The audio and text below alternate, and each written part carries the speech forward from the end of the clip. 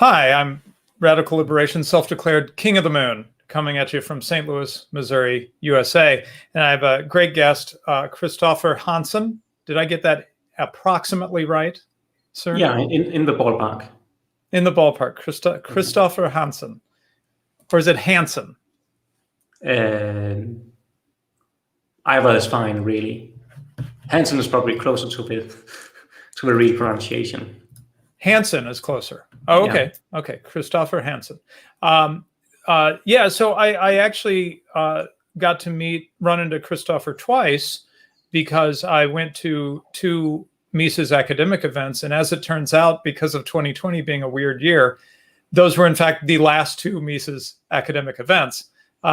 One just a month ago and one at the end of 2019. And then everything else, I think, got canceled in 2020. There wasn't the usual spring academic conference, etc.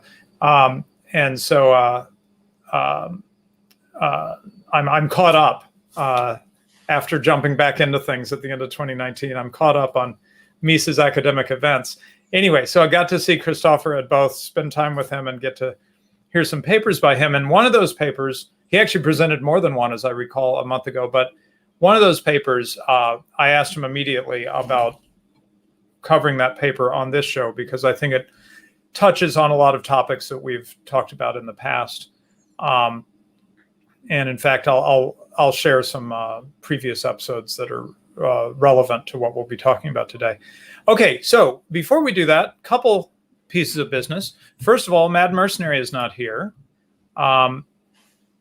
but you can get your Mad Mercenary fix tomorrow on the Cigar Stream, which is a great series by Academic Agent. And they're covering the Spanish Civil War with Apostolic Majesty and Mad Mercenary tomorrow. AA will be. And so I recommend you catch that. And in fact, why am I not sharing the link? Let me share the link right now with you all. Put that right there. Okay, there's the link in the live chat to set your reminder. In fact, I haven't done that yet. I'll do it right now. Okay, set your reminder and catch that tomorrow about the same time, in fact, is when it starts. Okay, then let's see. I'm going to switch up my screens here. Excuse me just a moment.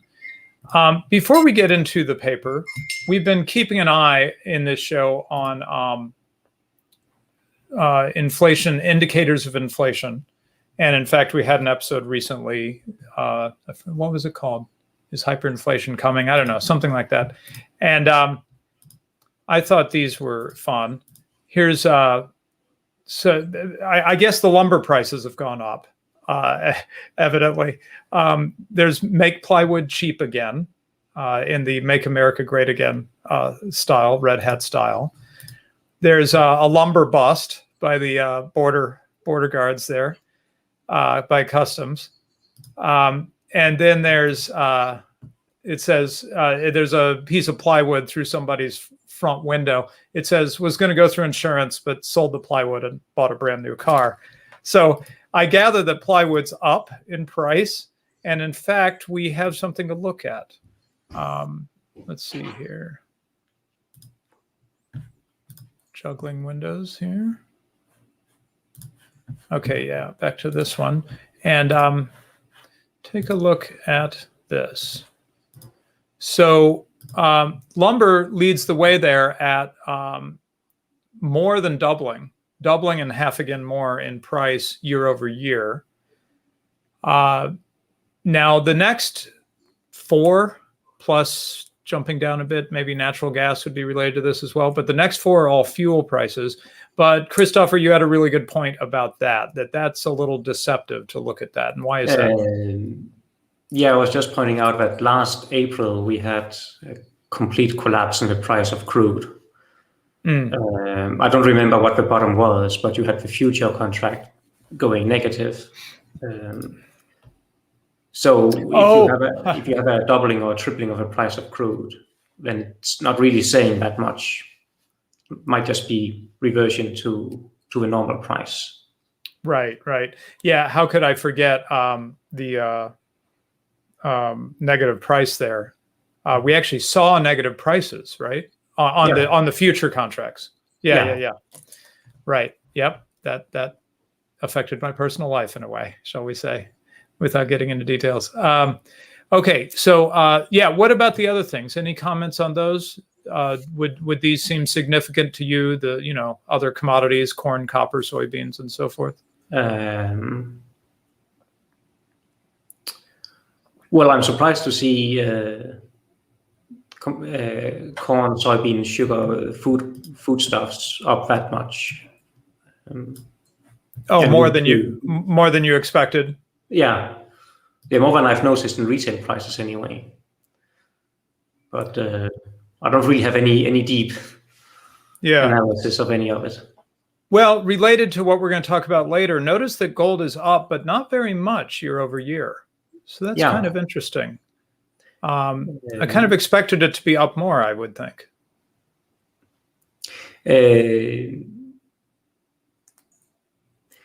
Well, I can imagine that a lot of people have had to liquidate their positions, maybe their positions in gold to fund other trades or other positions. Right. Yeah, that could be some people getting in, some people getting out of gold. Right. Yeah. Okay. So anyway, it also seems, by the way, that demand for gold, from what I've been reading lately, is increasingly Asian. Or meaning, for the last 10 years, it's been very Asia-centric. Like China and India in particular? Yeah, exactly. Right. I know that India, there's a lot of, as we economists say, non-monetary uses of gold. Right? Yeah, exactly. Whereas in China, I think they're buying it more the way a lot of us would, just as we're going to discuss soon, but as a sort of a hedge or something like that. Right? Yeah. Right. Yes. Yeah. I'd been hearing the same thing. Okay. So let's see. Having given a brief glimpse at inflation, which this show is just trying to keep our eye on that ball. Let me bring up Kristoffer's paper, which I have all marked up. Okay, well, I feel like, I had a little mental exercise for everybody before we really dive into the paper. Because talking to Academic Agent recently, he made a comment on Econ Chat, I think.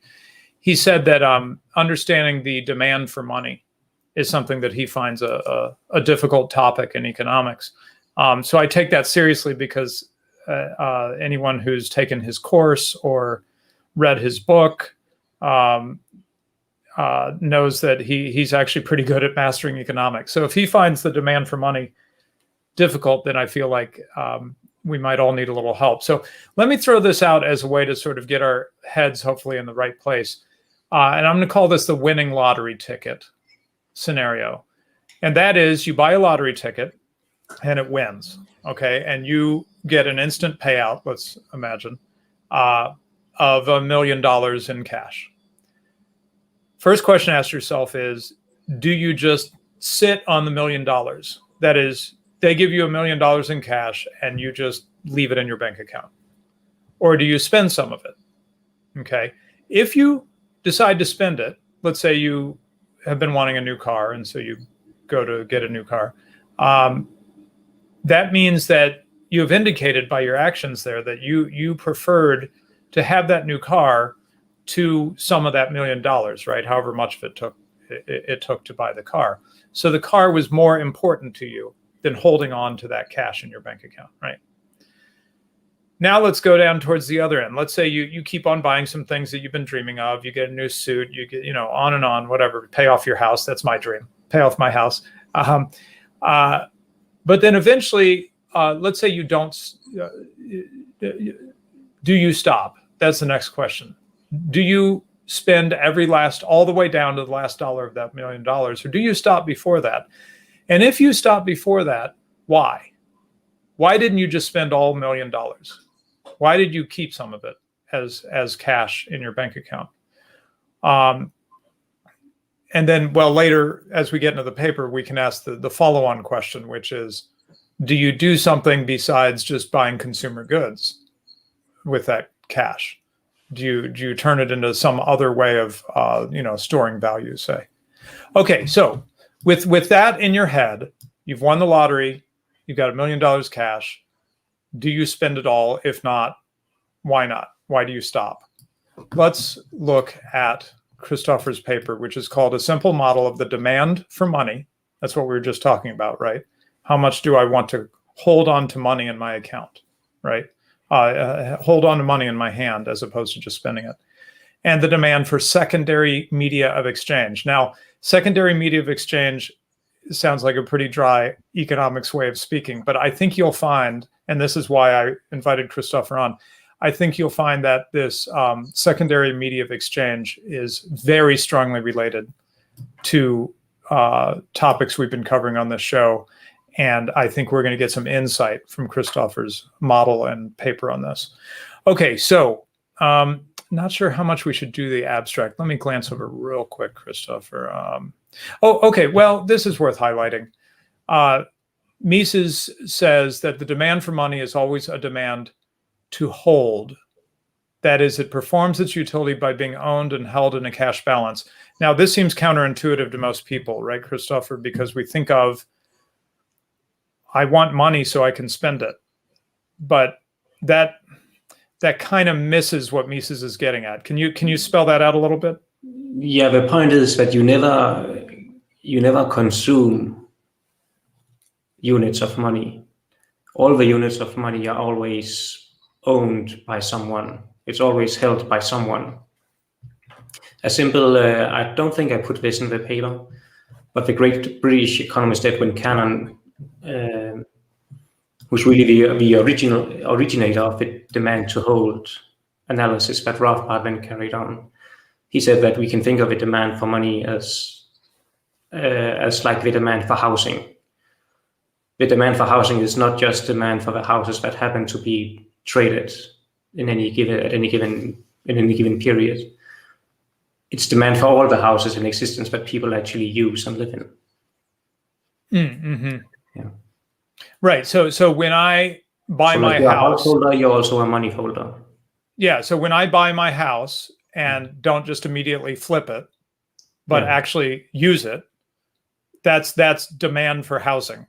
Yeah. Right. I'm reserving that house off the market and making use of it. In a similar way, demand for money is a demand to actually have it sitting in my account.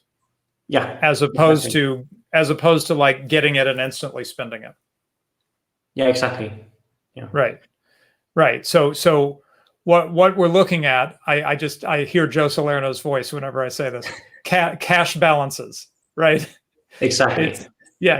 It's not the coming and going. It's the amount that sits there in your account. That's that cash balance. That's the demand to hold some money, as opposed to just circulate it through. Right. Exactly. And this also makes the point that if you try to think of the case where people spend all of the money they receive immediately and hold nothing in their cash balance, then there really is no demand for money at all because nobody wants to have it. So what's the value of money? Then the value of money is zero. Right. And it's an impossible. It's a logically impossible scenario. In real life, we would not see it in real life, but we can sort of think it through. Yeah, but it breaks down because if no one wants to hold money, which by definition they want in this example, then money will have no value. No, I see. And there will be no. Well, I mean, I guess you will have an instant hyperinflation, so to speak. It loses marketability. Yeah, basically, yeah. Right, because nobody wants to have it. Right. Yeah. Right, because the whole idea is I can buy something with money because the person on the other side of the exchange, the one selling to me, would like to have that money. Yeah. Right. But if they're not interested in having the money and no one else is, then my money is not going to buy me anything anymore. Right. Yeah, exactly. Yeah. Okay. And then we'll come back to this term, and this is sort of the key term for today, but very briefly, secondary media of exchange. And these are certain commodities like gold and various things that in later on you pull out the term quasi-money. Yeah. It's not like the main money that we're using. No. It's you don't go to the store and look on the grocery shelf and see you can get this for, you know, one 1/100th of an ounce of gold. That's not on the sticker, right? So it's not the most usable in terms of being able to just make purchases. Yeah, it's not something you actually use in exchange ever. Mises called it secondary media of exchange, and Rothbard called it quasi-money. Mm-hmm. And I don't really know which term is the better. I think it's the other term. But it's basically very goods or financial claims or whatever that you can be pretty certain that you can own, and you can be pretty certain that you'll be able to sell it at the price you expect to be able to sell it at in the future. Right. When you need the money. Right. So we'll come back to that, but I just wanted to get those two things in people's heads right up front, is that the demand for money is demand to hold it in your cash balance, right? And that the secondary media of exchange, or quasi-money, is something where you can sort of, this is probably not a good economist term, park value. You can kind of park value in it. Confident that you can turn it back into, say, money when you need to actually go and make liquidity in it. Just to give an example, I read a little time ago, I read about Berkshire Hathaway, Warren Buffett's company. And they said that they had their cash reserves were larger than they had ever been before. But then if you actually read the more deeply into it, when they said cash reserves, they meant reserves, they meant US Treasuries. They didn't mean money, they didn't mean cash, they meant financial assets. Right, which from their point of view, they were treating as good as cash. Sort of broadly in the cash bucket, even if it's not literally cash. Yeah. Right, because it's they can turn it into cash in fairly short order if needed. Yeah. Right. Or they expect to be able to turn it into cash. Or what? They expect to be able to turn it into cash. Yeah. Right. Okay, so I don't know if I want to go much further because we're going to cover all of this later. So just wanted to get those out there right away. All right, so a tricky bit, and I'm inclined, I should have told you this ahead of time, Kristoffer, I'm inclined to not go through all the economic history, which is funny because my show a week ago was 700 years of economic history and, you know, in an hour or 2 hours or whatever.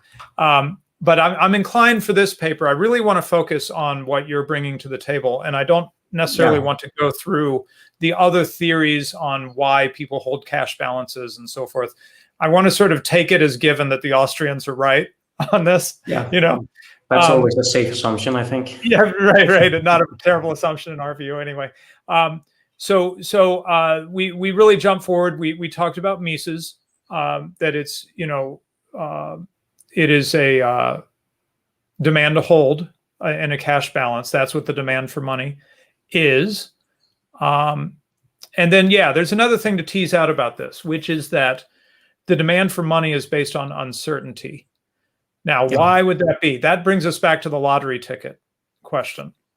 And the idea is, why would you spend all the way down to the last dollar? Well, there's some crisis scenarios you could think of, you know, like there's hyperinflation, or you sense that there's hyperinflation coming, and the last thing you want is to hold on to US dollars, right? But let's ignore those sort of disastrous scenarios.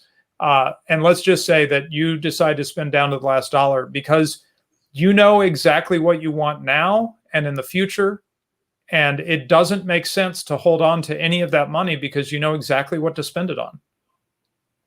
And that would be a reason to spend all the way down to the last dollar. So now flip it. Why wouldn't you spend it all the way down to the last dollar? that's because you have some uncertainty about what's coming next in your life, and you'd rather just have some ready cash, right? Yeah. I mean, in reality, we don't really know what's around the corner. Right. Even simple things like we don't know what's on sale next week in the supermarket. So we want, it's both a kind of positive uncertainty that we want to have ready cash available for good exchange opportunities. Yeah. And it's also negative that if some unforeseen disaster occurs, we'd like to have the cash available to help us out of it. Right. So we hold cash because it's a hedge against not knowing the future, basically.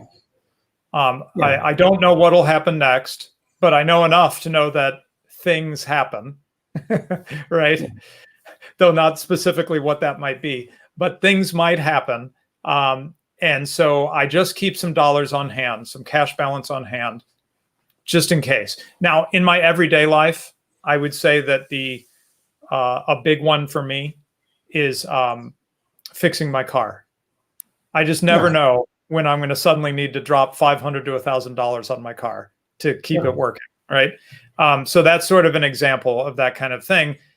You would think, I would love to do the rabbit hole of case probability and class probability, because I think that's really brilliant, Ricard von Mises and everything. But you would think that I could just buy like insurance for my car to get fixed. Right, because we all have car repairs. So why can't I just get insurance and then I don't have uncertainty? I just $100 a month, every month, or whatever it is. And then when I have a car repair, my insurance covers it. Well, you can kind of do that by getting a new car and having a warranty on it and stuff like that. But at least for the cars I drive, no one sells that kind of insurance. I'm not sure why. So in essence, I'm thrown back to sort of, you might say, the last resort. You know, if you can't buy insurance for it, you can't anticipate it enough to go ahead and make the purchase today, right? Exactly. I know I'm going to need this a year from now, so I'll just buy it now, and then I'm ready with it, right? In the last resort, you just hold on to some cash. That's your last way of dealing with uncertainty, you might say. Yeah, that's right? Guido Hülsmann has talked about it, how it's holding cash is the way to be resilient in the economic system, to not be vulnerable to whatever might happen. Right. For instance, right now, where I live here in Germany, it's always a good question if I'll be stopped on the street and be forced to pay a fine for not covering my face every day. So. Okay. I didn't know they were doing that. Well, to be fair, I don't think they've done it since I came back here. But they were doing it. But I was stopped twice already during the winter. So speaking of nationalities, real quick, you are Danish, right, Kristoffer? Yes. Yeah, and we have how do I put it? We have some Danes that are very important to us in these circles, shall we say? some based Danes who help us with our lives, and at least one of them is probably listening. Anyway. So it's great that you're from Denmark, and of course, for me, that's the land of Kierkegaard, who's a big hero of mine. But you studied in France, right, from Guido Hülsmann, exactly, who himself is German.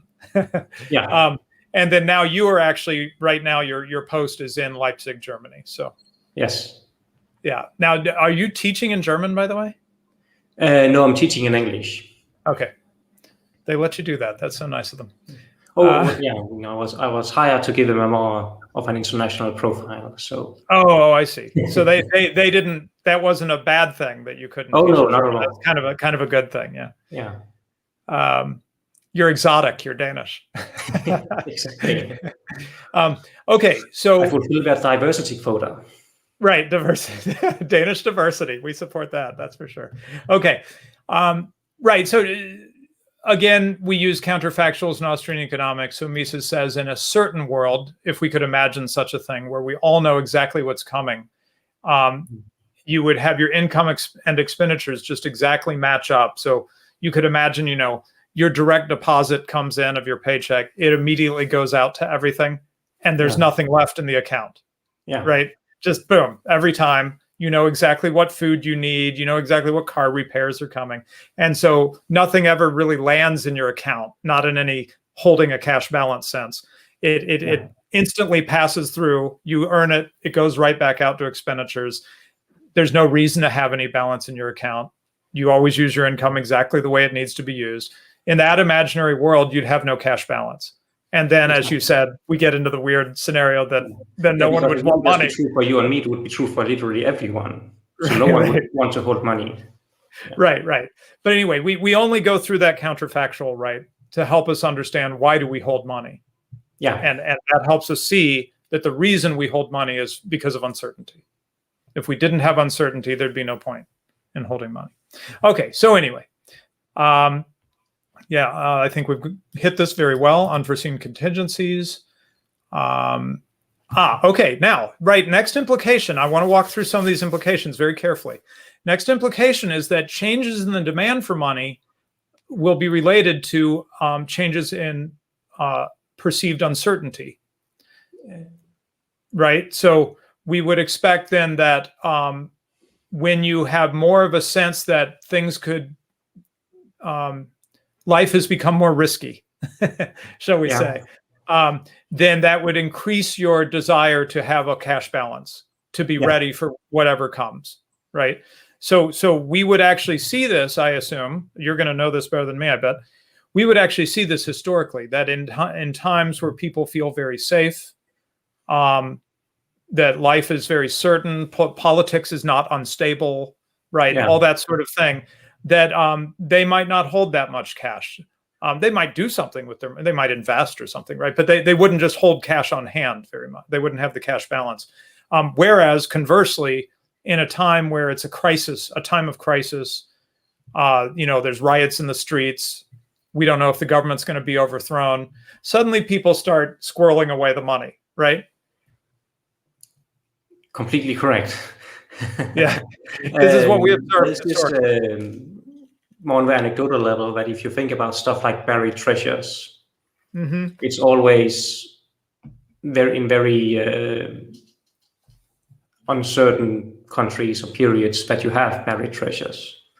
I mean, Caribbean pirates can't just invest their money in the local tavern in the Cayman Islands because someone's just going to steal it from them. So they bury it instead. Right, and we always think of the treasures of the pirates, but you could imagine there's probably some buried treasure from a French nobleman from the French Revolutionary period, right? Well, who thought, my head might be chopped off next. I think I'll go ahead and bury something, I mean, you can see, we don't need to go to the Caribbean, you can see in Europe that during times of war and revolution and stuff like that, you have a lot of archaeological finds of buried coins, buried silver, gold hoards, because that's the only thing people could do with their money or with their wealth. Right. Just literally bury the physical commodity that represents their wealth. Right. Yeah. Okay. Let's see. Right. And then we bring in something, and this is where, I've been meaning to wonder. I've been wondering, Kristoffer, as you know, I've been away from all of this for about 10 years, having many children. And I've wondered, like, what have I missed? What are some of the key, like, developments in the literature and stuff like that? I get the feeling this might be one of them, what we're going to talk about next. This is Philip Bagus. Am I saying his name correctly? Yeah. I think I've met him. Bagus? Yeah. I think I've met him, but years ago. But it looks like he's been busy because he has emphasized the quality of money, which we wouldn't say that was absent from the Austrian tradition, but he's calling it out a little more explicitly. Can you briefly explain that to us? Yeah, I mean, it's always been implicitly there. Yeah. What we think about the quality of money. I mean, if you think about just the standard account of how money originates, when Menger would talk about, or Adam Smith or Jevons, or all the people who talked about it back in the 19th century, they would talk about divisibility, durability, all different kinds of objective qualities of money that made it suitable to its purpose. Right. But it's not really explicit. I mean, it's there implicitly in Mises and Rothbard and so on, but not really brought out. And if we go to a monetarist, then they really only focus on the supply side, on the quantity of money. That's all they think about. So what Bargus did in his 2009 article was that he resurrected or made explicit this emphasis on the quality of money as important for determining the value of money. Right, and specifically, as we'll see as we go through this paper, this isn't abstract. It affects people's behavior. It affects how much their cash holdings are. Yeah. The quality of the money will become related to how much people want to hold that money as a hedge against uncertainty. Yeah, exactly. Right. It's I mean, it's how well does the money perform its function. That's its quality. I'm adding to the chat right now, by the way, our show Money in a Minute, which was sort of part one of our coverage of Bitcoin, where we went through the classic properties of money in depth. Yeah. And sort of compared gold versus fiat money versus Bitcoin and other things against each of the classical standards and so forth. Yeah. Okay, so right. So questions about the quality of money, you write, are directly related to understanding the role of the secondary media of exchange or quasi-money. And we explained briefly what these things are, but the key here, and this for me was just hearing your paper at the Mises Institute, just the light bulb went on because, like I said, we did a 2-part show on Bitcoin, and we've been trying to grapple with that from an economic point of view. And this really helped me because I hear people say, well, Bitcoin doesn't really matter, or this is not economists speaking, right? They sort of wave Bitcoin away because I can't go to the store and I can't buy milk with Bitcoin. What you say here really turned the light bulb on for me, because there are other things in our life that we don't wave away, like we sometimes dismiss Bitcoin, that you also can't go to the store and buy with. Yeah. Right. So gold would be a good, the example I used earlier. I typically can't go to the store and hold a little piece of gold and say, can I buy my groceries today with this little fraction of gold? They would just look at me funny, right? Yeah. But yet everyone recognizes that it isn't crazy to have some gold. So what does this mean? How is gold functioning for me if I can't just go and buy things with it?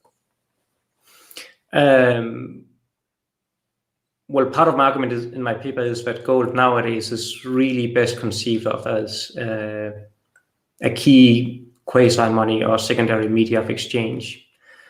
That because we have low quality money, that doesn't really help people hedge against uncertainty, or doesn't help as much as a better quality money would. Then people seek out substitutes, partial substitutes that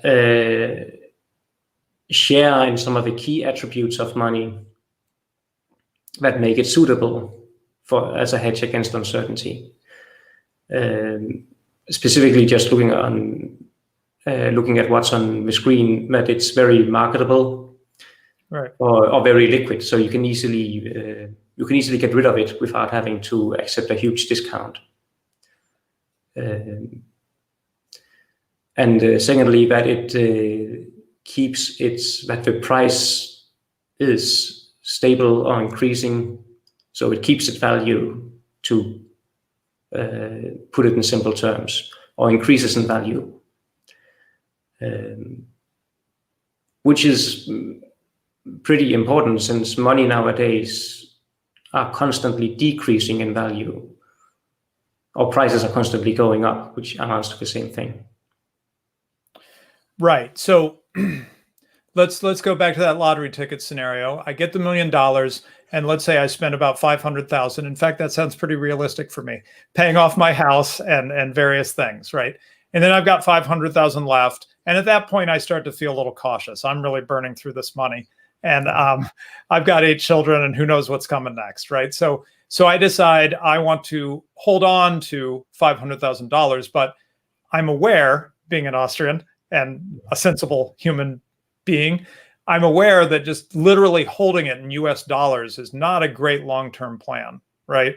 No. Because of inflation. Because the central bank slowly going to lose real wealth if you keep it in dollars. Right.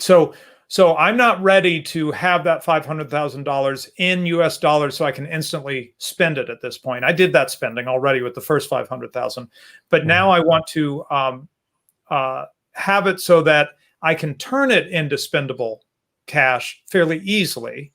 I don't want it to be too hard to do that, right? I don't want it like buried under a mountain, right? I want to be able to, as you said, it should be liquid, right? I ought to be able to turn it into cash so that I can spend it on fairly short notice. You know, something comes up, my teenager becomes of driving age, I want to buy a car for them. I want to be able to liquidate whatever I put this value in, turn it into US dollars so I can buy the car. And I don't want it to take like a year, right? I want to be able to do that within a few weeks at most, right? Preferably fairly quickly. Well, what are my options? And to put it where I'm not going to lose the value like I would holding it in US dollars, but I'm going to be able to turn it into US dollars as I need it. And that's where this quasi-money comes into play, right? That's why people put something in gold or Bitcoin, or as we'll see shortly, treasuries, because I'm quite confident that I can sell these things later. I'm not going to get stuck holding the bag with gold that has become worthless, for example. Gold's a really good example. That you can sell it quickly at no or a very little discount, and you're pretty confident that it will increase in price. So you are hedging against the low quality money as well as against liquidity. Right. So I want to use something that's going to avoid the inflation bite over time, right? I want that $500,000 that can buy what $500,000 can buy today. I want it to be able to buy that same sort of stuff 5 or 10 years from now. Ideally, be able to buy a little more if I can, right? Yeah.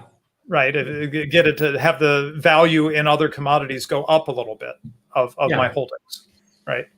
So that in 10 years, I finally want to use that $500,000. I turn it back out from gold or Bitcoin, and now I have inflation adjusted $600,000 or something like that, right? It's actually appreciated in value relative to the inflating money, right? Okay, so I hopefully everybody's getting this about quasi-money or secondary medium of exchange. The picture that came to my mind that really helped me after hearing Kristoffer's paper was that, you know, why is it that I would want to have Bitcoin or gold even though I can't just go to the store and spend it? It's because in practice, what would I do, right? I would park the $500,000 in gold or Bitcoins or T-bills or whatever. And then I would have need of, you know, 20 to 50,000. I would liquidate a chunk of that gold or Bitcoin, a little chunk, turn it into US dollars, and now I can readily spend it, right? Yeah. So it's not an all or nothing thing where, you know, it's all in gold or it's all in US dollars. You park it there and then you take bits of it out and turn it into US dollars. In particular, for those of us who know about Bitcoin, there's a little bit of a fee for turning it into US dollars. So you don't want to do it in very small quantities. You want to do it in chunks. Yeah. Right. Yeah. Okay. So, right. So it is our contention in this paper that demand for secondary media of exchange or quasi-money is directly related to the quality of money. So let me throw this out there and tell me if you think this is crazy. Let's say I'm you know, the head of the Fed or whatever, and I'm talking to the ruling elite, right? The shadowy figures that control everything, right? And I say, we have got to kill Bitcoin. Bitcoin is going to let them run around our control of society, you know, our evil plans of what is it, to build back better and all this stuff, right? Yeah. We've got to absolutely kill Bitcoin. But I'm an Austrian. I'm an evil Austrian, right? And I understand Austrian economics. And so I say, here's the only way to kill it. We've got to make the US dollar so solid that no one wants to hold Bitcoin anymore. And then the demand for Bitcoin will drop because they'd rather just hold the US dollar. Would my evil plan work? I think partly so, yeah. I mean, I'm of the opinion that there's also a huge speculative element to Bitcoin. I see. But I guess what you'd have to do in your scenario would be to say we have to return to the gold standard. Right. Yeah. As an evil Austrian, I would 100% back the Federal Reserve note. Right. Yeah. And it's all just so that I can trick people to stop using secondary media of exchange, basically. Yeah. Because that's competing with the money that I control. Yeah. Wipe Bitcoin out, and then I'll get them. Right. Right. Okay. Well, that's interesting. We'll come back to what you said, that you're not ready to say that would completely wipe Bitcoin out, but we'll come back to that later in the paper. Okay. Right. So this is very interesting because this moves this from sort of a one-dimensional way of thinking to a more complicated thing. And that's what we're going to tease out in the rest of the paper, I think, right, Kristoffer? Which is traditionally, you just think about you have goods or you have cash, kind of, right? That's sort of the simple-minded way of thinking about it. But here, actually holding cash might not be what you want to do, even when you feel a lot of uncertainty. You might want to hold quasi-money. You might want to have maybe kind of the normal amount of cash you would normally hold, but then you put a bunch, you use some of your excess cash to purchase gold or Bitcoin or whatever.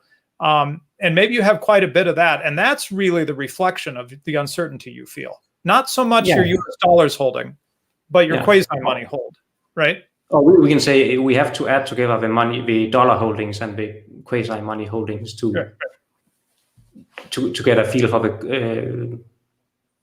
the complete cash holding. Right, for the uncertainty that the person feels. Yeah, so I guess we haven't designed the next Austrian money supply measure, right?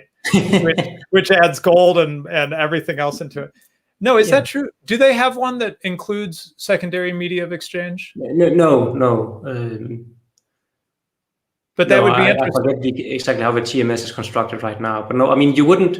It's important to keep clear in our mind that the quasi-money are not part of the money supply. We are talking about different goods.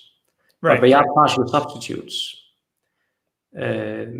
Precisely because they are very liquid, highly marketable, appreciating assets of some kind, so can fulfill part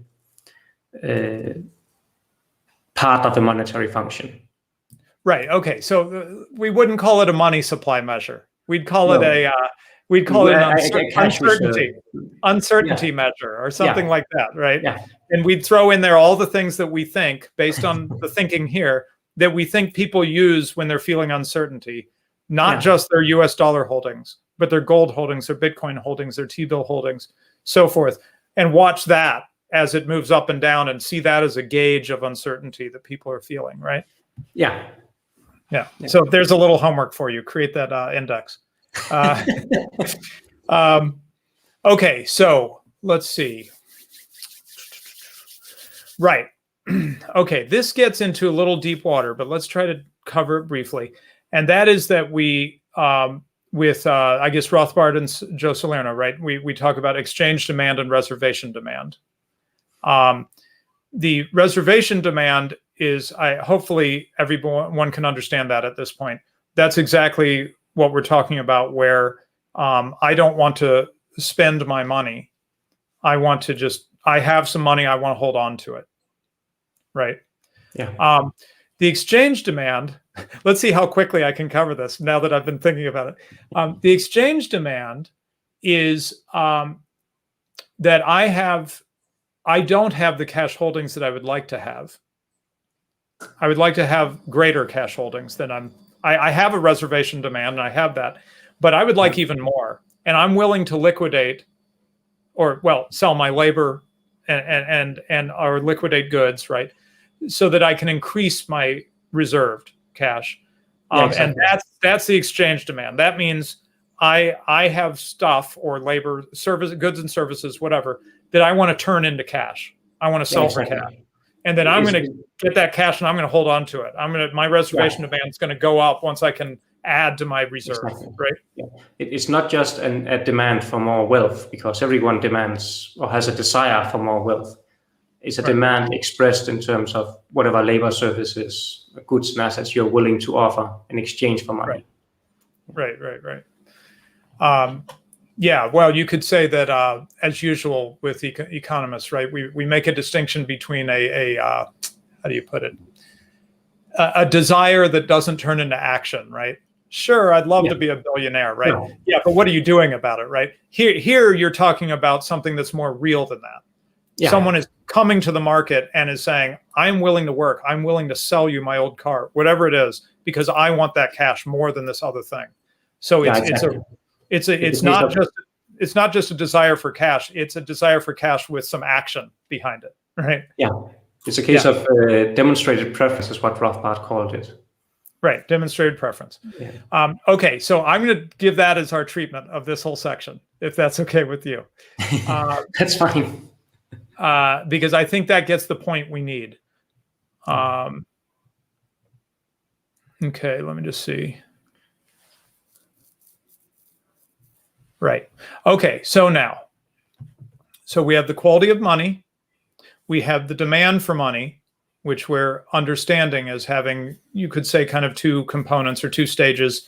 That is, there's money I just already have in my balance, and I don't want to get rid of it. I just want to keep it there. And then there's what we're calling exchange demand, which is, I'd actually like to increase my cash balance. I'm feeling uncertainty. I rather than leaving the car I've been meaning to restore in the garage, I'm going to go ahead and sell it to a collector and increase my cash balance because I'm feeling uncertain. I want more cash balance, right? So, but anyway, between those two things, it all has to do with that demand to hold on to cash, to have some cash in my hand. Okay, so let's see here. Where do I want to go?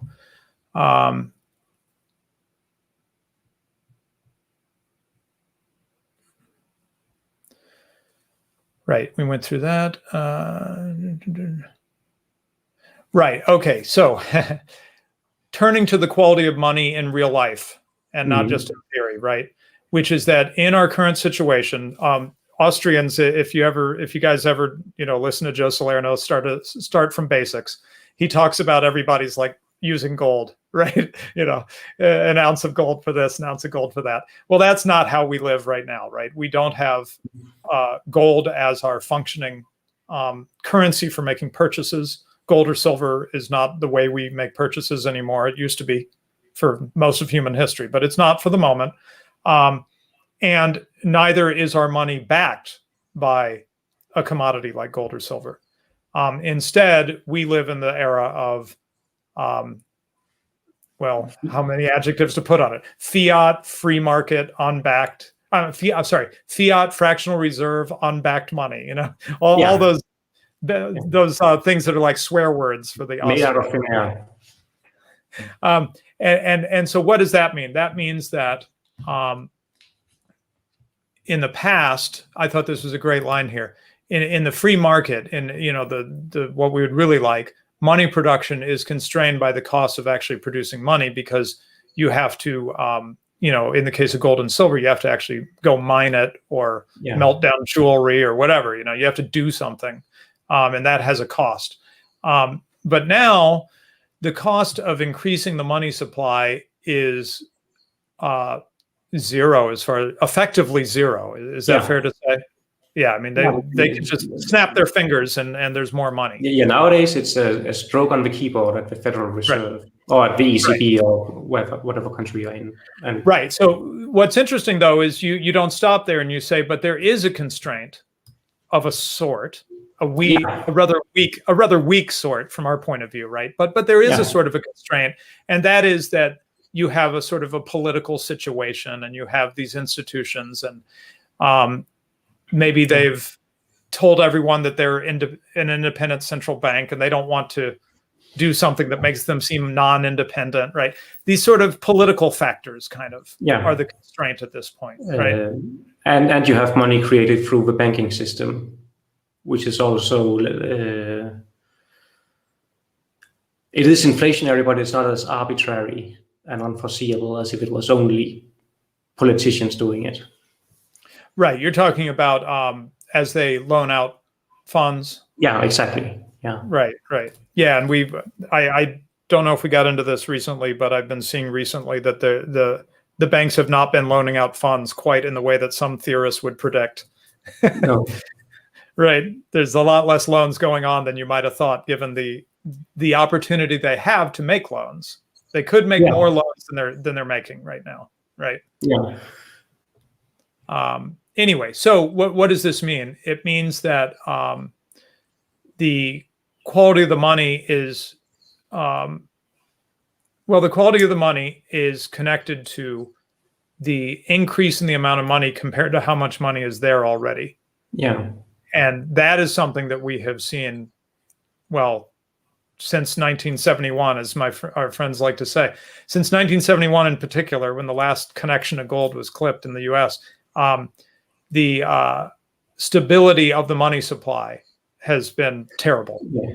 Right. Yeah, and it's not just that the money supply has increased.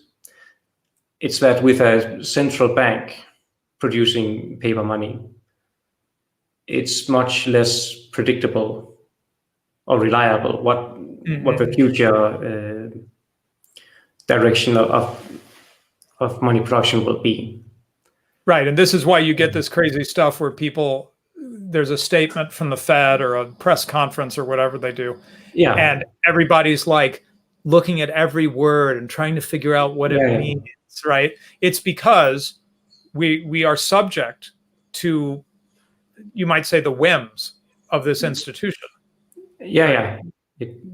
And we just had earlier today the ECB had their must be their monthly meeting and press conference, and telling us that negative interest rates are an excellent monetary policy tool now. So, right. Yeah, we did a show on negative interest rates because that's sort of mind bending. So we felt like we needed to talk about that, Okay, so another way to put it is money of stable or increasing purchasing power. That means what kind of goods and services can you actually buy with the money today versus a year from now versus 10 years from now. Ideally, a high quality money buys you sort of the same goods and services, or ideally a little bit more. In fact, I remember this is something that Joe Salerno really drove home to me, which is that in the free market, and we saw this in the 19th century to some degree, in the free market, you should actually expect a sort of gentle deflation rather than inflation. We're so used to inflation, it's sort of hard to imagine that at this point. But the idea is that in a stable, sort of non-crisis free market situation, your money will buy a little bit more if you'd hold on to it, because the economy produces more, becomes more productive over time. And so you can get a little bit more. We see this in certain sectors. We get a little taste of this in computers or something like that, right? Yeah, where literally 5 years from now, you can get a way better computer for the same amount of money if you hold on to that money, right? But in general, that's not the case. In general, holding on to fiat money is a fool's game. You're going to get less. Your purchasing power will decrease with that same amount of cash, right? Yeah. So a high quality money is stable in the goods and services you can get with it, or even you can get more over time if you're patient. Whereas with a low quality money, you do not want to hold on to this for very long. Because it's just fingers, right? The value of it. Okay, so if the quality of money falls, you say, so will the reservation demand for money. That is, if we hold on to our cash balance against uncertainty, but money is low quality, it's going to buy less next year and 5 years from now and 10 years from now. We know it. That's important. We actually know it, right? Yeah. And that means my desire to just hold on to some cash against uncertainty starts to go away. And I'm like, well, what's the point of holding on to this? It doesn't protect me very well against the future, right? Yeah. And now we're ready to talk about what do you do instead. So there's a couple things. One is that you'll just, instead of holding on to the money, you buy just some goods, right? Why wait to buy a car 5 years from now? I better buy it now before my money loses its value, right? Yeah, it's if you just go back to basics and look at your individual value scale. If you now think that the money you have in your cash balance is lower quality, then you will probably rank it lower on your value scale, which means that some other good that was before sub-marginal will now be valued higher than the marginal unit of money you had. And you will therefore buy that. You'll draw down your cash balance and buy this other good. Right. And this is a very familiar way of thinking to me. Yeah. The trade-off between holding money and buying, sort of your regular consumer good, right? Yeah. What you're bringing in for me that was really new to my mind is seeking out substitutes for the lower quality money. Yeah. So I do have that uncertainty. Let's assume the uncertainty stays sort of stable, right? Yeah, but that's an implicit assumption, I guess. Right. Yeah. So my uncertainty is not going up or down for the moment. Let's just imagine that. But I'm recognizing that the quality of the money is low. So what do? I don't want to hold the money, the low quality money, against the uncertainty, but I still want to hedge against uncertainty. Yeah. And that's where the quasi-money comes in, right? Exactly. Yeah, I mean, we can just, if we just think of some other good. Let's say you have some end you would like to fulfill using a good, but the goods you own somehow deteriorate. Mm-hmm. I mean, you don't just buy something else entirely, you try to find a substitute of some kind for the good that can help you fulfill the end. Mm-hmm. And it's the same in this case. It's not simply that the money we have for now, we value it lower or rank it lower on our value scale. It's also that we still have the same end, the same degree of felt uncertainty, right, that we want to hedge against. So we want to find something else to use for this purpose. And that's where the quasi-money comes in. Because we then go around and look at, gold has a pretty stable price, pretty stable and increasing price. So that's a good and a very liquid market. So that's a good candidate. Yep. Or T-bills in the US context, or other high quality government bonds in the European context. Can also fulfill this purpose because they, you earn some interest by holding it, and you have a very liquid market. And if you are in an environment of falling interest rates, moreover, you can probably sell the bond, or you will be able to sell the bond for more than you bought it for. Mm-hmm. Right. So all these goods and assets can substitute partially for money.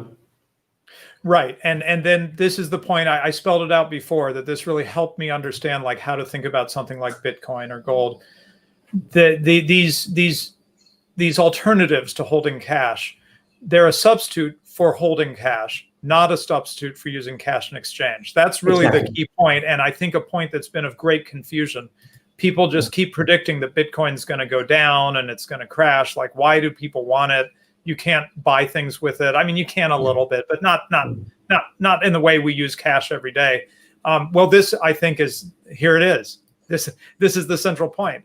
I'm not buying the Bitcoin because I want to go around making a bunch of purchases with Bitcoin. Not primarily. I'm buying it as a substitute for holding cash because cash sucks. US dollars are terrible. I mean, of course, it is possible that you could be buying Bitcoin or Bitcoin Cash or some other crypto for the purpose that you want to spend it. Right. Right now, I mean, you can't really spend even the cryptos with lower transaction fees. You can't really spend it anywhere. Mm-hmm. So it's either speculation, and I do think there's a high degree of speculation still in the crypto market, or it is a secondary medium of exchange. Okay, excellent. Let's see. Right. So you argue here is that there's a stock of secondary medium of exchange in existence: gold, Bitcoin, T-bills. Yeah. Maybe there's other things we're not thinking of. And the demand for it is primarily a demand to hold. Bitcoin will, as you said, we'll get to, and we'll break that apart a little bit more, analyze that a little more. But for these other things, it is primarily just you want to park your value somewhere that isn't lousy dollars that are going to get inflated away, right? Yeah. So your prediction is when the quality of money falls, you expect to see a rise in the demand for quasi-money rather than a general rise in prices. And that was the result that really shocked me, right? Because we're always expecting to see it come out in price inflation. And you're saying, it could, right? It's not impossible that it comes out in price. We've seen that. I mean, we do see price inflation, but I think the main point is that if you do have a reduction in quality, then people will seek the closest substitute for money. Right. And they will not simply spend on whatever, but will focus their spending. Or rather, the reduction in cash balance will go into the quasi-money.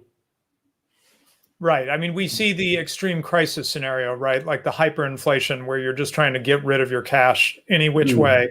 And you're like, the flight into real goods is what Mises calls it, right? By the way, that's of course the extreme case of a fall in the quality of money. Right. Because in the hyperinflation, you expect the monetary unit to be worthless the next day. Right. Or worth a fraction, like 1% of what it's worth today. Right. So therefore, you will, Mises called it the flight into real values. Right. Because at that point, literally anything is better than money. Anything is a better substitute for money than the medium itself. Literally just buying food that will only last a few days. It might make more sense than holding on to the money, right? In that scenario. Right. But you're saying in maybe not a crisis scenario, you've got some time to think about what to do. That's where you really see the hedge against uncertainty rolling into the quasi-money instead, rather than necessarily the price inflation of just regular consumer goods or whatever. Okay, right. So, right.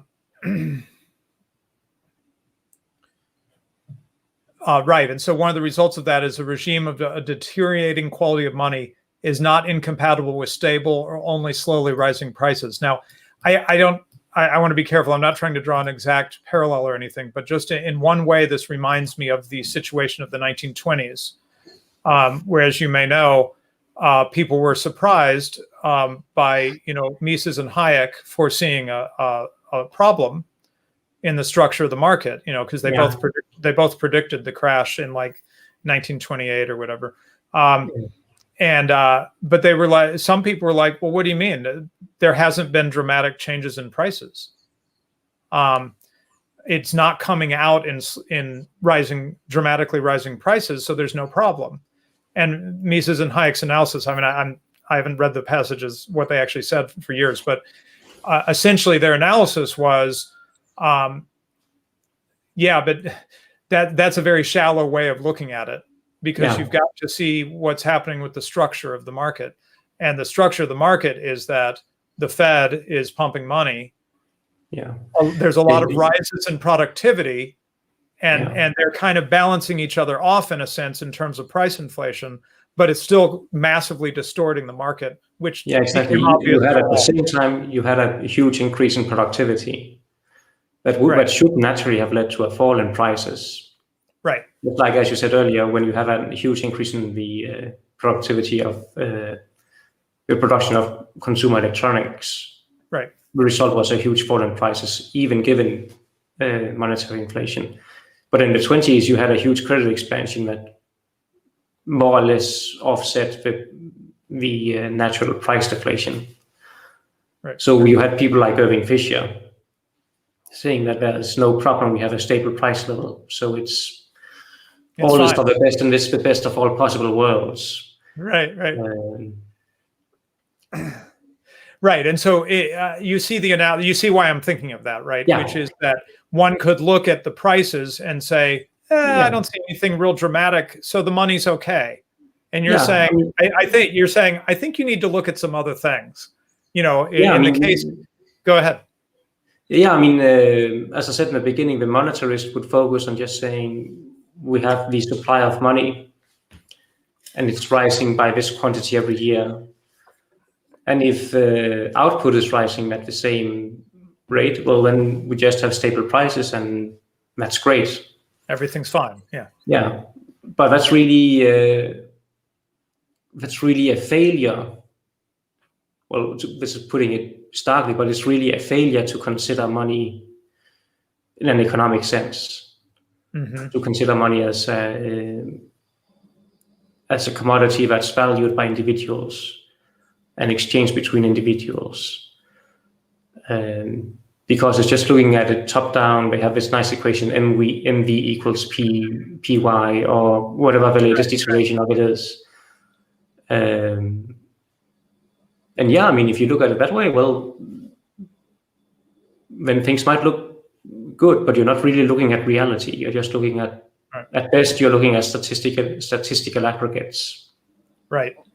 Right. You're not understanding the dynamics of the market. Exactly.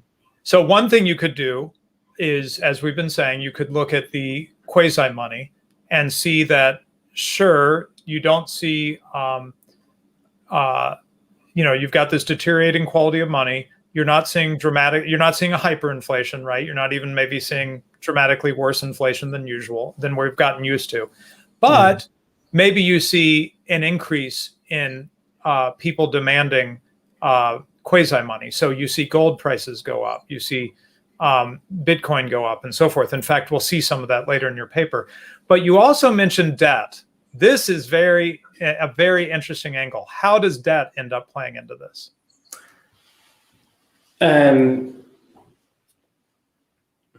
See, now I have to remember my argument. Well, part of it is that if the quality of money falls, you might want to increase your present income if you can, not because you want to hold money, but because you want to go into place it in secondary media of exchange. Now, in the short run, I mean, what is the exchange demand for money? That's your supply of labor, of assets, of productive factors, and so on. In the short run, maybe you can work some more hours every day, but you can't really increase. I mean, the amount of factors of production is given. You can't really sell more of them than you have. But what you can do is that you can loan money. And I'd say, I mean, if you want to, when you loan money, you exchange future money, a claim on yourself for future money against present money. And this, I'd argue, is also part of the exchange demand for money. And of course, in this case, the result is that, right now you have more money, but you also are more heavily in debt than you would otherwise have been. Right. So you say here that the let's see, the increased demand is likely to take the form of increased demand for money loans. Yeah. I'm almost following the argument. Let me just think this through real quick. Sure. Oh yeah, the fact of falling quality may induce higher exchange demand for money. People wish to acquire more money. Yeah, I didn't understand the English here. In order to hold in appreciating assets. What does that mean? Yeah, well, I mean, they wish to acquire. Well, maybe I should have said they want a higher monetary income now, so they can put it in quasi-money. In T-bills and so on, that will appreciate. Okay, so is this? Are you basically saying that this is the uncertainty, the felt uncertainty, expressing itself by wanting to increase cash holdings, but the money is bad, so you don't really want to do it that way? Well, instead you go into debt? No, well, I mean, as we said earlier, we are assuming that the degree of felt uncertainty is the same. Yeah, right. But if you expect or if you witness a fall in the quality of money, then you can also expect a rise in the value in the prices of secondary media of exchange. So to profit from this, you can go into debt to acquire more quasi-money. Oh, okay. So this is like the 2007, 2008 stuff with people flipping property, right? They see the real estate prices going up, and so they're going to take their money and borrow and everything to get a hold of property because they expect it to go up in value, and they'll easily be able to pay back their loans and so forth, right? And until the crash happened, people were actually doing it, right? It was actually working. But you're saying that in this same way, you'd really like to have some holdings in quasi-money. You'd like to have more gold. So literally someone might borrow US dollars, put it in gold with the anticipation that it'll be easy to pay that nominal dollar amount back because gold's going to appreciate in terms of US dollars. Is that that's basically it. I mean, people will the quality of money is falling. So since their normal incomes are in dollar terms, the value of their incomes will also be falling. Mm-hmm. Right. Therefore, it's better now to borrow and put it in quasi-money, and then pay back the loans out of your income in deteriorating dollars, because you don't want that anyway. Then it is to wait and put your part of your income into investments or into quasi-money as you receive it. Right. And just to be clear, this show is not advising you to go into debt and buy Bitcoin. No. We're just trying to understand what's happening in the economy. Okay, right. So borrowing money to invest in liquid assets is a way of escaping from the consequences of deteriorating money. And this gets into this part that I have not, this magic word financialization. I've struggled with it just because of the part of the economy I deal with, I guess. Let me share what Kristoffer wrote here, and hopefully he can help me learn this. So the result is an increased dominance of market relations in everyday life, and especially of financial markets. The quality of money is thus a crucial but so far completely neglected component in understanding the phenomenon known as financialization, the growing importance of financial activities as a source of profits in the economy. So in a free market, we expect that if you want to be entrepreneurial, if you want to, create value, get richer, however you want to put it, you want to start a business, create something that people want, sell it to them at a profit, all that traditional story we tell of how a great free market works, right?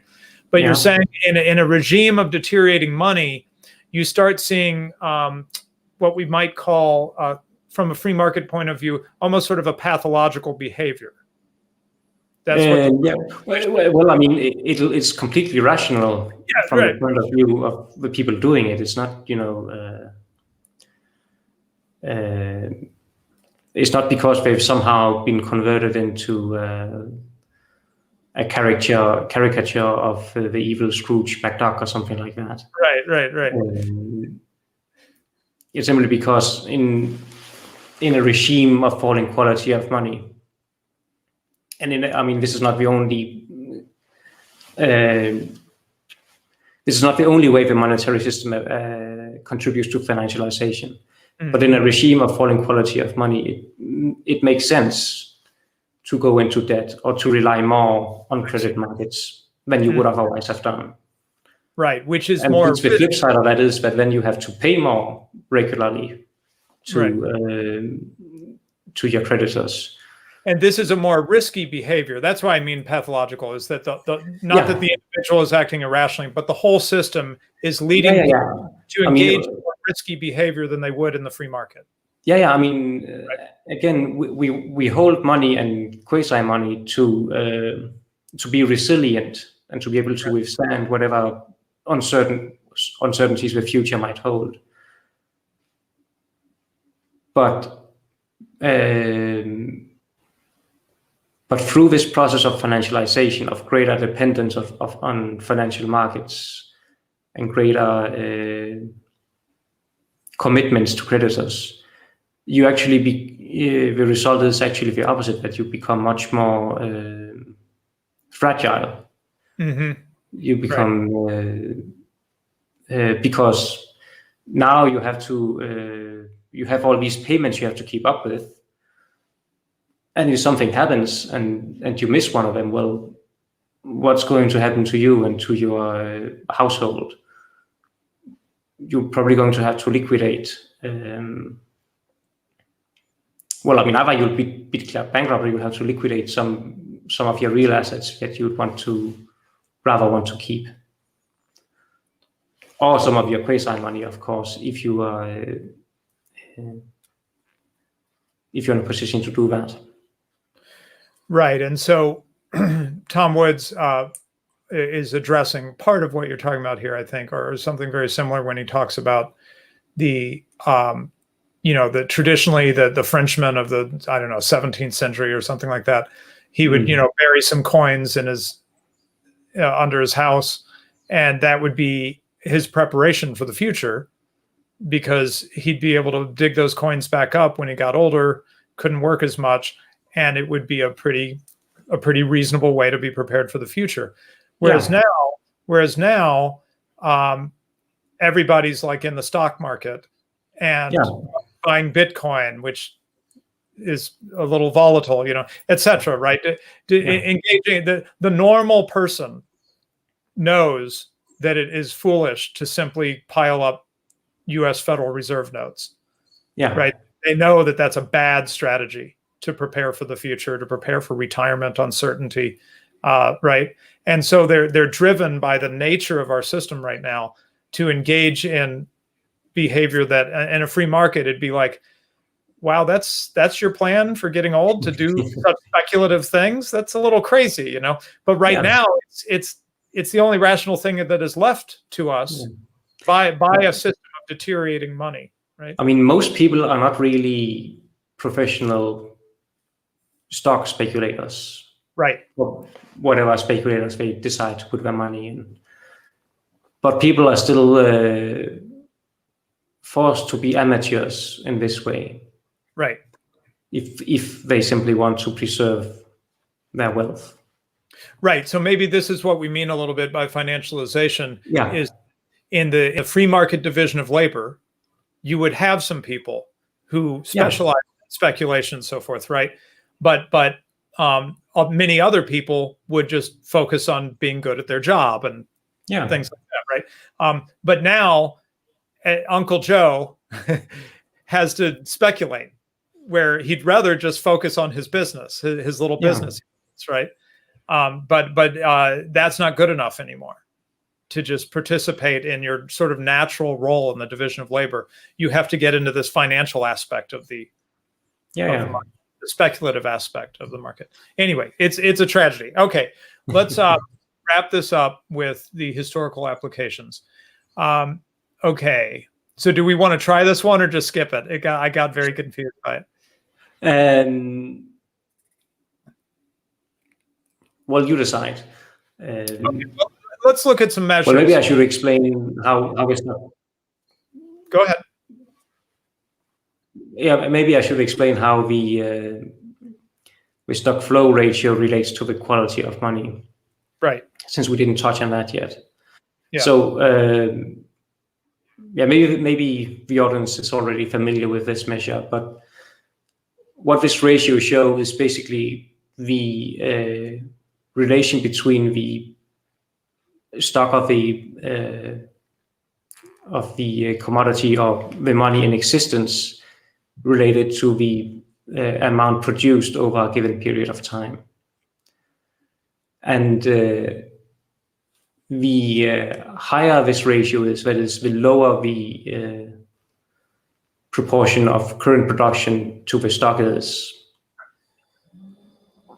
the better for the quality of money, because the less new money is produced, and the more stable it is, the more stable the ratio is, the better it is for the quality of money too, because the more predictable is the flow of new money into the economy. Right. So here on figure 6, we see, I just quickly calculated the stock flow ratio for the US economy, and we see that it's, first of all, it's pretty low compared to, as we shall see, compared to stuff like gold. And it's also pretty unstable, ranging between 10 and 30, well, 10 and 25 in normal times, and with some huge spikes here and there. Right. So, in fact, I wonder, can we skip right to the gold one? Yeah, here we have the stock flow ratio for gold for the same period. And not only is it, it's first of all, it's much higher. And, well, I mean, we can argue, well, I mean, is it really more stable if it ranges between 50 and 65? But yeah, I mean, I'd say it is. It's basically, if you look at the numbers we have, the production of gold is more or less 2% of the stock every year. Right. Like clockwork, between 1.5 and 2%. So this alone should indicate that gold is higher quality. Right. So quality money. So high is good. High is good, low is bad. High is good, low is bad. And with gold, we see it up here, 50 to 65, like you said. US dollars, on the other hand, tends to be way lower. Yeah. Most of the time, with bizarre changes where they suddenly stop producing money or whatever, right? Which, well, yeah, being unpredictable is also not very helpful. So you're saying with gold, with the production of gold, there's actually sort of two attributes. The amount produced relative to what is already there is not very much each year. Yeah. And that amount is almost predictable. I mean, not down to the exact ounce, right? But from a percentage point of view, it's in a very tight band, 1.5% to 2%. Whereas the other thing here is, not only is this low, but it's kind of all over the place. Yeah. Right. Quite variable. So it's hard to anticipate how much money production there will be, which would be a way that people could, maybe they could factor it in if it was just very stable, a certain amount every year. Maybe that would help a little bit with the uncertainty. So then the other thing to show is the gold price, right? Which is that when we think about gold as a quasi-money, then as we hit mid-2000s, like the 2007, 2008 housing crisis, for example, we start seeing the gold price go up. And according to what Kristoffer is presenting here, this suggests to us that people are running to gold away from US dollars. Yeah. Right. Yeah. Now, I just took the same period from 1980 to 2020. But of course, if we extended it backwards to 1971, we would see the first huge run up in gold from 35 to 400.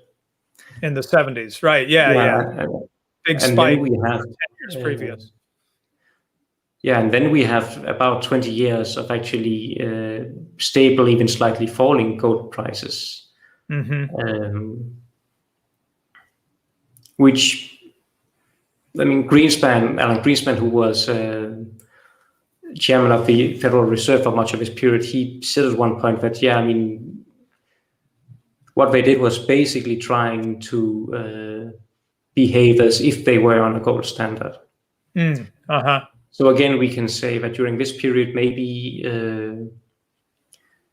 US central bank policy wasn't as bad as it could have been. So the quality of the dollar was higher. Right. But then from 2000 on, you had a huge run up in gold. Interestingly enough, at the same time, from the late 90s, I forget exactly what year they started, but from the late 90s into the early 2000s, you had coordinated central bank selling of gold. Based presumably on the idea that gold was now really a barbarous relic, so we could just get rid of it. Don't and need spend it. all the nice cash on something else. Right. But of course,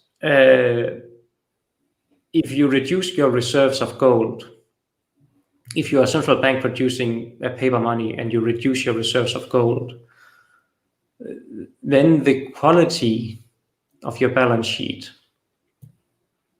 falls. And therefore the quality of the money you are producing also falls. Right. So quite ironically, because they thought they could now get rid of gold safely, they may to some extent have triggered this huge run up in the gold price, simply because people saw, well, I mean, this money is really going down now, so we better turn to gold again. Right, and it is part of the reason why that's an interesting phenomenon, right, is that with the central bank selling gold, that was increasing the supply of it.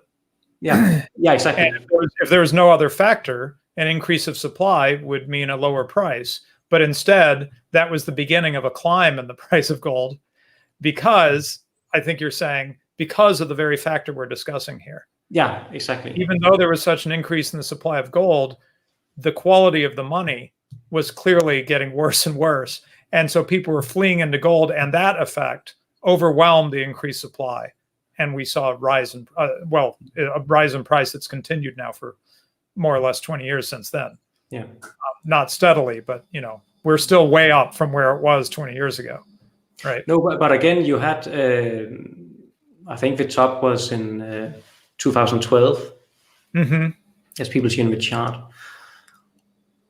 But then again, you had for a few years moderation in central bank policy.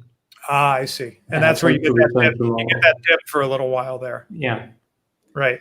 But then, of course, they abandoned all moderation again. Right. So we see the climb again. But again, I'm not counseling anyone to buy gold or anything. Right. We're understanding what's going on. So let's see. What else do we want to look at? Okay. So T-bills. First of all, explain this. And I have a question for you as a fellow Austrian. Yeah. But first, let's talk about T-bills. So you were pointing out that, leaving aside the possibility of just a collapse of the U.S. government such that it's not redeeming T-bills anymore, which most people are, I think, rationally not too worried about in the short term, even though we have our doubts about the long term, right? T-bills are actually a reasonable place, a reasonable quasi-money for Yeah. people, right? And so you're saying that in here, lower is better. Yeah, what this graph shows is the interest rate on T-bills. I think I took the 3-month Treasury bill, but they all more or less go in the same direction. So here lower is better because the lower the rate of interest or the lower the yield on a bond, the higher the price of the bond. That's just simple financial arithmetic. Right. So again, you might think that a financial asset is a good quasi-money because you can earn a little interest while holding the asset, and then you can sell it again and recoup the capital. But you can also earn basically no interest, as you would when it's zero or close to zero. But if the interest rate falls just a little bit more, that means a rise in the price of the asset. So when you sell it again, or in the price of the bond or the Treasury bill rather. So when you sell it again, you actually earn a lot more. Or not a lot more, but you earn a return there instead of on the nominal interest payments. Right, and so you actually contend that the main demand for secondary media of exchange or quasi-money is probably actually the demand for T-bills, and you would expect that this is bigger than gold and Bitcoin still as a component of quasi-money. Well, I wouldn't be too I wouldn't be too certain in my pronouncements here, but yeah, it's still my impression that, well, not just T-bills alone, but also other government-issued securities, right, are viewed as they call it a risk-free asset, which is, that's of course nonsense. There's no such thing as a risk-free anything in a market economy. Right. But I would say that's generally how it's viewed. That said, there's a really good reason why you could claim that T-bills are risk-free, and that's because the various branches of the U.S. government stand ready to buy them and are already now the main owner of U.S. government debt. I did a series of articles on the U.S. government debt about a month ago now, I guess. And when I looked at the statistics, it turned out that about 40% of all outstanding debt is owned by various agencies of the U.S. government. So of course, that's basically if the Federal Reserve is always there ready to ensure there is a market, then then it's risk-free, because then you can always be sure that even if nobody else will buy it from you, the Federal Reserve will. Right. So they've gone from being the lender of last resort to now being the market maker of last resort. Right. And so, all the sort of libertarian Austrian anti-state people, it makes us itch a little, right, to think of T-bills as like such a safe thing. But in a way, don't set that aside. What matters is what people in the market think, right? Yeah. And what people in the market think is that T-bills are a risk-free asset or darn close to one, and they behave that way. And so that's what you're saying, is that, regardless of our own doubts about the soundness of the government and everything, most people trying to figure out what to do are going to feel very comfortable buying T-bills. That's something their grandma did. Yeah. It's safe. It's known. It's a known quantity. They'll never get left holding the bag if they buy a T-bill. That's the perception. Exactly. Right. And it's been the case so far, right? So that affects people. Well, for the last 40 years, it's been a winning proposition. Just buy financial assets and hold them, and you'll You might not earn a huge return, but you'll end up a millionaire eventually. Right. You'll beat inflation. That's for Exactly. sure. Right. Okay. Now, this is where some in my audience are gonna get upset probably, because you don't have quite the rosy view of Bitcoin as we tend to have in these circles. But I think your perspective here is really valuable. Number one, you brought into it this perspective of Bitcoin as a secondary medium of exchange, a quasi-money, and you're definitely prepared to accept that Bitcoin functions that way for people, for some people definitely. at this point. Yeah. I mean, no doubt. So that is a component of I mean, the demand. it functioned. I mean, I had it as a secondary medium of exchange until I lost it all in a boating accident. So. Oh, really? No yeah. kidding. Wow. Yikes.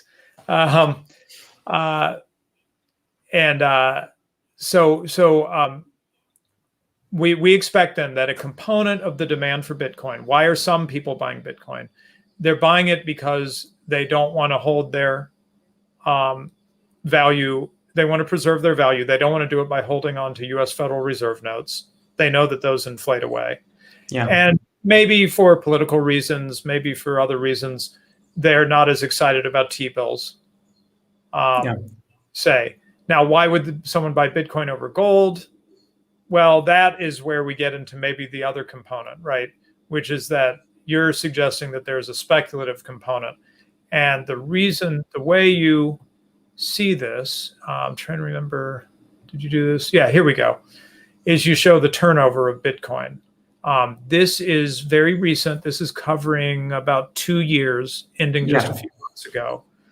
And I basically took the last 26 or 7 months.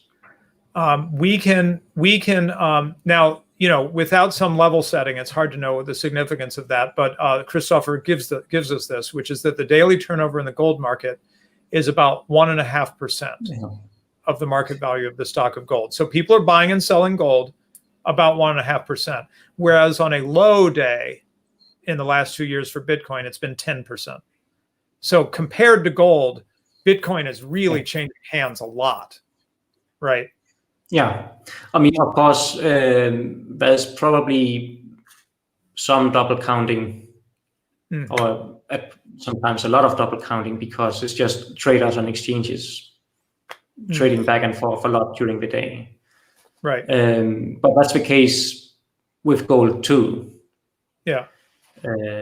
So in that way, I think they're comparable.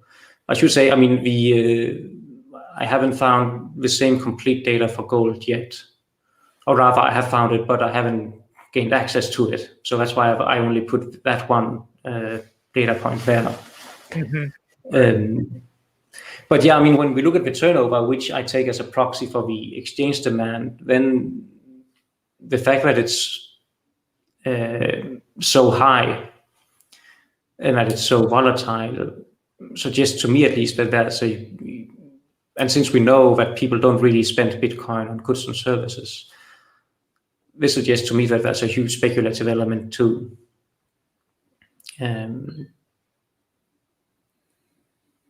Right. So people are buying it to hold it, as we've discussed, in the same way that you buy T-bills or gold, because you don't want to hold money. You don't want to hold your value in money that's in U.S. dollars that are inflating away, say.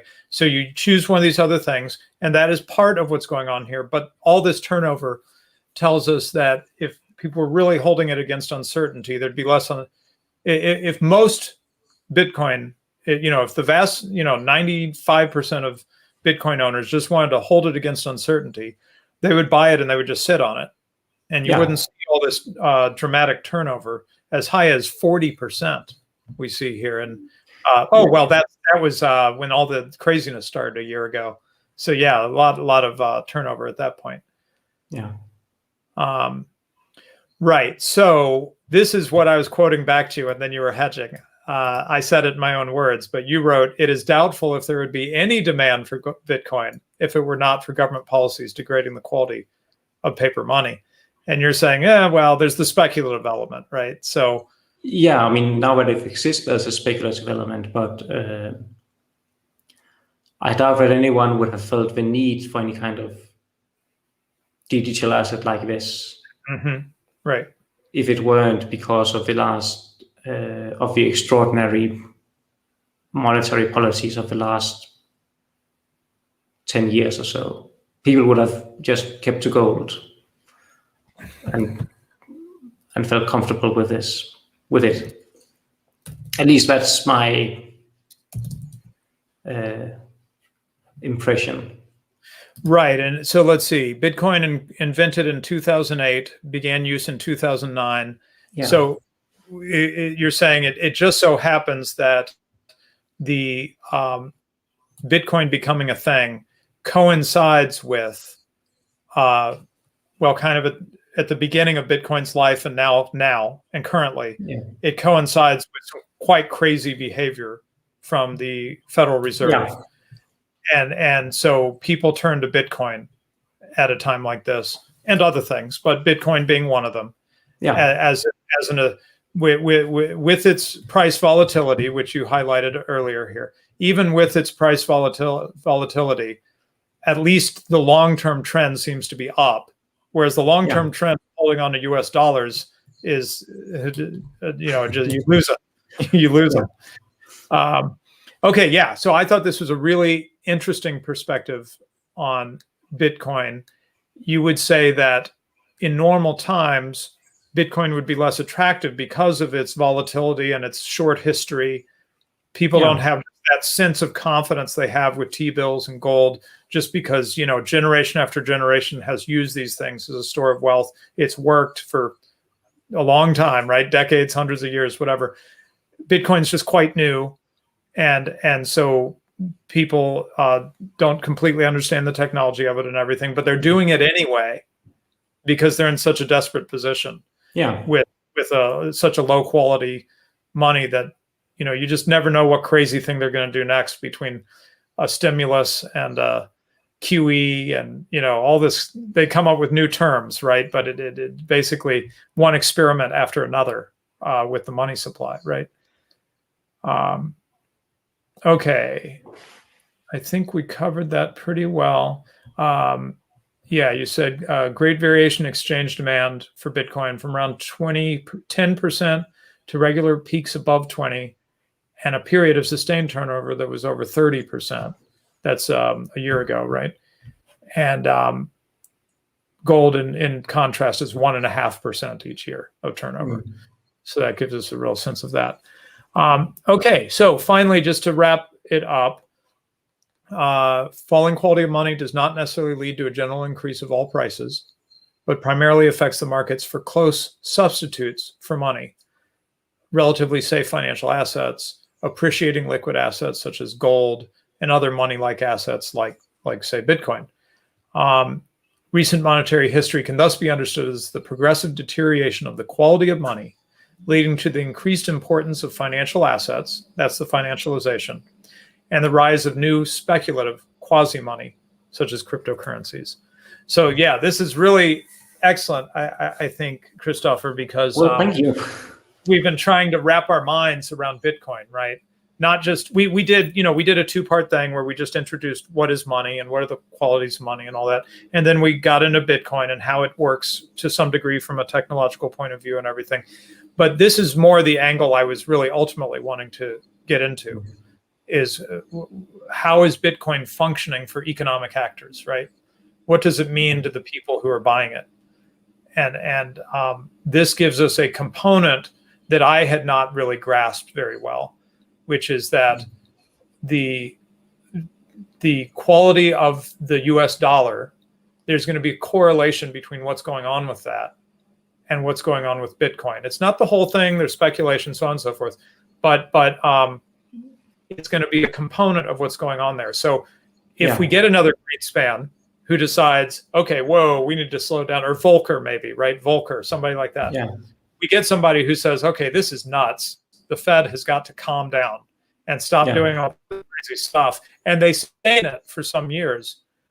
We might anticipate that Bitcoin calms down a bit in terms of the meteoric rises we've seen in recent times. On the other hand, if they double down on some of the crazy policies, more and more stimulus upon stimulus, et cetera, right? then we might see Bitcoin continue its meteoric rise as people just look for anywhere to run that's away from horrible money. I mean, in the case of the stimulus checks, it's my impression that a lot of people immediately turn them into Bitcoin anyway. So that, which is a perfect, which is sort of what you literally the Federal Reserve or the U.S. government directly subsidizing investment in Bitcoin or cryptocurrencies generally. So, right, which is interesting because it's almost not quite reminiscent of like a hyperinflationary kind of situation, right? Where people mistrust the money so much that they just want to they want to get it out of money and put it into something else, buy gold, buy Bitcoin. Don't sit there on it for even a couple weeks or months because nobody trusts this stuff, right? Yeah. Okay, well, thank you. Excellent. Let's do super chats real quick. Let's see. I just want to have that ready to bring back up if needed. And let me just get myself organized. I didn't have the super chats tab up, and I should have. I'm sorry. I forgot to ask you the T-bill question. Why don't Austrians push buying treasuries? Sorry, say again.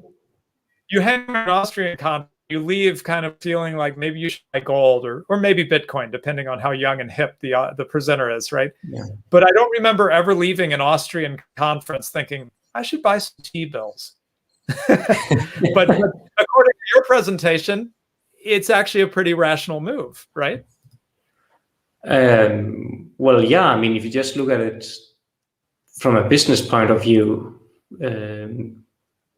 it might be, or it has been at least for the last decades, a rational way to spend your money. But I mean, I guess I wouldn't. Well, I mean, at the end of the day, I guess that's at least for me an ethical question that I wouldn't like to fund that kind of thing if I can avoid it. Right. Okay. Well, maybe that's the best answer. It's not that it's a bad move from a pure dollars and cents point of view. It's that Austrians are also, we're value free in our economic analysis, but we also tend to be, Austro-libertarians or something like that. And exactly. so we don't like the state and we don't want to have a piece of the state. We don't want to be mixed up with the state if we can avoid it. So that's why we don't sell T-bill. We don't sell the virtues of T-bills at an Austrian conference, right? It's not that it's a bad financial move. It's just a bad ethical move. Okay. So let's look at a couple super chats. So first one was pennies for the flag competition. Cash is trash. Hold the gold and Bitcoin from and anywhere, somewhere. Thank you. Rogers that says, take my bad money. I thought that was really funny. This is how the bad money can benefit your favorite YouTubers, right? Is that you don't want to hold on to this useless cash. You're looking for something to do with it. Maybe some of it you do some super chats, right? Yeah. I mean, might as well. Okay. Chris Primer says, I saw Yellen back the use of SDRs instead of USD. I'm sorry, I don't know what an SDR is. Do you? An SDR, that's the special drawing rights, like a synthetic currency produced by the IMF. I think they were introduced in the late 60s. Really? So it's basically the IMF has some reserves that they have received from the member countries, and they when issue these SDRs based on a basket of currencies, but they were never really used for anything since they were introduced. Never really went anywhere. So, I mean, I haven't heard Yellen say this, but I would be really surprised if that was the case. Because effectively that would be an abdication of power by the, well, in this case, the US Treasury Secretary, and I don't really see why they should do that. Right. Yeah, that would be interesting to find out more on that, Chris Primer. Mickey says, Mickey from Czechia, by the way, Kristoffer is well known to my audience. He actually has appeared on the show when we talked about what's happened in Czechia, the Soviet Union, which was a really interesting show. But anyway, he says negative interest rates excellent. That we were hearing from the European Central Bank, right? Dear Lord, long live the black market, Czech beer, and blatant disregard for laws in this country. Okay. Sam153 says, mass red currently in the crypto market. Thoughts? Right. So I think Bitcoin, after just going from strength to strength over the last few months, I've heard it just recently had a bit of a drop, and I guess the other cryptos as well. I've not had time to get a sense of what's going on there. I mean, I don't really know either. I heard part of it was a massive power outage in China, so a lot of the miners were offline. Oh, really? Which created a backlog of transactions in the network. But I don't really know much about it. Okay, I know that Ethereum is up again since it crashed. So, Ethereum's already back up. Okay, yeah. I'm looking at a chart, and it's showing about 7 days of decline for Bitcoin, starting about a week ago. It's been pretty much steadily dropping, such that it went from 63,000 for one Bitcoin. Right now, the price is about 52. So that's quite a drop. Wait, I'm sorry. What did I say? Where's the? Oh, I see. I have to put my mouse up there. Right, 63,000, and yeah, today 52. So it's dropped $10,000 per Bitcoin in a week. But as we've seen with Bitcoin, it might come right back up the next week, right? It's just it's quite volatile. Long term, it's going up, but day to day, it'll give you a heart attack.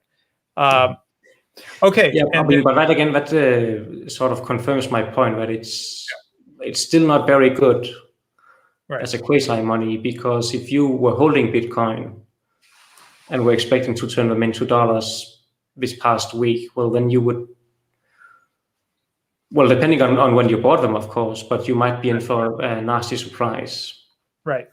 You might hesitate whenever you bought it, having seen how high it was 7 days ago.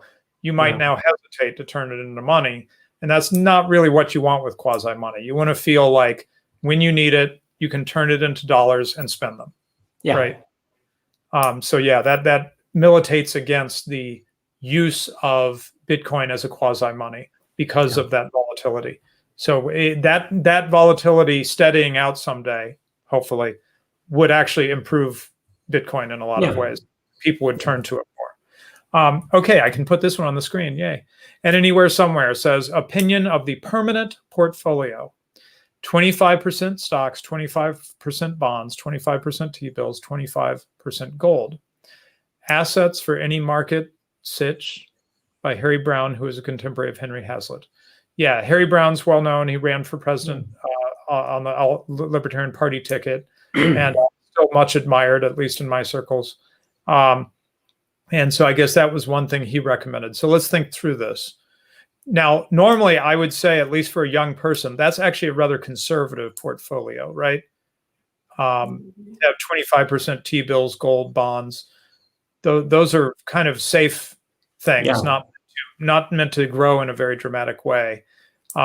So that is a rather conservative portfolio. It is a very safe portfolio, I guess you could say. Right? You know, a drop in the stock market wouldn't hurt you too bad. You might come out just fine, actually, after a big stock market crash. But if the stock market doesn't crash for, say, 20 years and you're allocated like that, I don't know. I think your friends there's not much upside to that portfolio. Yeah, not a lot of upside. So I'm a little surprised. I have not read Harry Browne on investing. So that'd be interesting to see how he justifies that. I'm surprised he was contemporary of Hazlitt. Didn't he die in the early 2000s? Yeah, that doesn't. I mean, they're contemporary in the sense that. I mean, they lived at the same time, but they were not the same generation, right? No, no. I mean, Hazlitt was born in the 1800s. I don't think Brown was, unless he was drinking the young blood as supposedly the rule of the week. Okay, so let's see here. Mickey says, "What do you think?" Wait, what do you think would Biden propose? Okay, what do you think about Biden proposed 43% capital gains tax? I just saw that headline. If you didn't see it, Kristoffer, he proposed a 43% capital gains tax. What will that do to the Bitcoin if it gets applied to it? Would Bitcoin collapse immediately? Right, yeah. So we're starting to hear about moves against Bitcoin potentially by governments.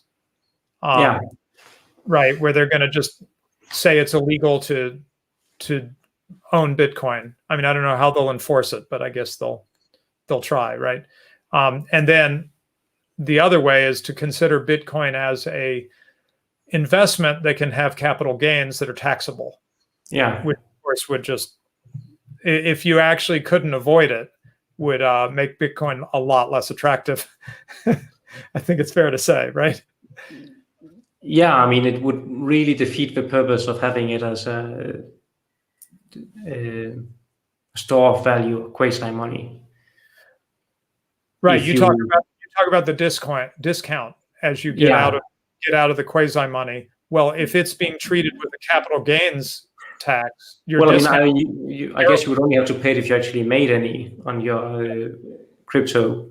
But I was more thinking the kind of bureaucracy and regulation you'd have to deal with in order to trade, and to turn them back into dollars would be pretty stifling, I could imagine. Yeah. Right. But then again, I mean, the question is if they're really going to apply this and use. I mean, there's no doubt in my mind that if the governments wanted to, they could use the force necessary to kill off any more growth in cryptocurrencies. Right. But the question is, will they do what it takes? Right. Yeah, so that'll be interesting. Okay, I think that's our super chats. I'm just going to say, oh, what? Let me make sure I didn't miss something. I don't think so. That's our super chats. I will just double check on that. And then I just wanted to one more time share my screen and shill for our usual co-host, Mad Mercenary. Okay, wait a second. I don't want to be there. I want to be on that one. Okay. Right. So just want to mention one more time and share this link that Mad Mercenary will be on Academic Agent's Cigar Stream tomorrow, starting around the time that this show started today, talking about the Spanish Civil War with His Apostolic Majesty. I've now done 2 shows with Apostolic Majesty. One was on the, you might find this interesting, Kristoffer. One of the shows was on the Pope during World War II, Pope Pius. Pius. The 12th? Yeah. Yes. And we went through a book by a guy named Rabbi Dolan, who defended the Pope from the charges of being Hitler's Pope. Yeah. Yeah. And it's a really good book, and Apostolic Majesty and I have a stream on his channel where we went through that, basically saying, I was quite passionate about it because I'm not Catholic, but I was quite passionate about it because it has got to be one of the worst smear jobs of all time. Because it's pretty incredible. Yeah, it's not just that the Pope was sort of neutral and they made him out as being an ally of Hitler. No, it's quite the opposite. He was greatly credited after World War II by Jews, by the state of Israel for saving people. And he was a hero that was somehow turned into a villain. So it's a story that's really scary.